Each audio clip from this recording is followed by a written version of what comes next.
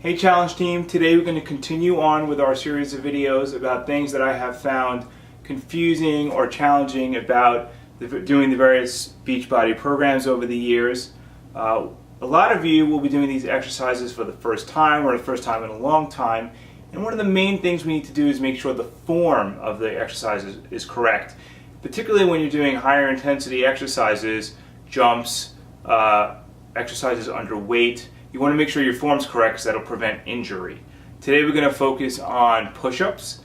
Push-ups are, when done properly, some of the best exercises for your chest, your shoulders, and for engaging your core. But a lot of us, our form is incorrect and it releases the core or puts pressure on the wrong areas and can lead to, at best, lack of results and at worst, injury. So we're going to talk a little bit about push-up forms.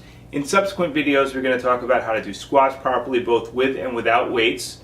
And also how to use resistance bands properly and how to do back exercises, particularly deadlifts, with the proper form. Since we're going to be doing push-ups on the floor, I figured we'd start down here. The important thing to remember when doing push-ups is that your entire body has to be straight.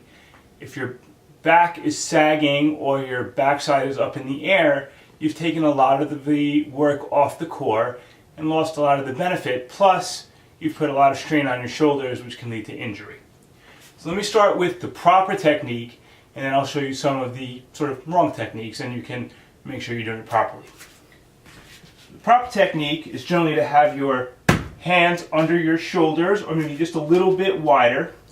You want to have your legs out behind you, and I'll show you how to do it on your toes first, and then we can talk about how doing it on your knees.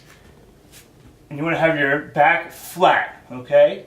As you go down, your elbows are going to go out to the side. You're going to come just till they're 90 degrees and come back up. That's the proper form. Now here are some common mistakes. The most common is when your core is weak, you have a tendency to sag your back. When that happens, it takes the pressure off your core but really hurts your lower back, and then people try to do this kind of nonsense. Your chest is still up, your midsection's on the ground, and it doesn't work. The other problem people do to take the pressure off their core is they stick their butts up in the air. When that happens, there's no pressure on your core, and your chest comes down first with your butt still sticking straight out, and it releases the entire core and puts a lot of pressures on your shoulders, which unfortunately is something I know about and can lead to injury. So that's a really common mistake as well. Moving on to the last issue, a lot of times people release their cores because they're not strong enough. And in those cases, the best thing to do is, instead of doing them on your toes, do them on your knees. The right way is not to be on your knees and stick your butt up in the air and do this. You're not just doing upper body. You want to be on your knees, your body pressure, the pressure over your shoulders and over your arms, so the entire body acts as one unit. So it's not this, it's this. Okay? Alright, hopefully you guys found that useful and will maintain good form while doing your push-ups. And the next video we'll talk a little bit more about form for squats, and then we'll move on to other subjects as well.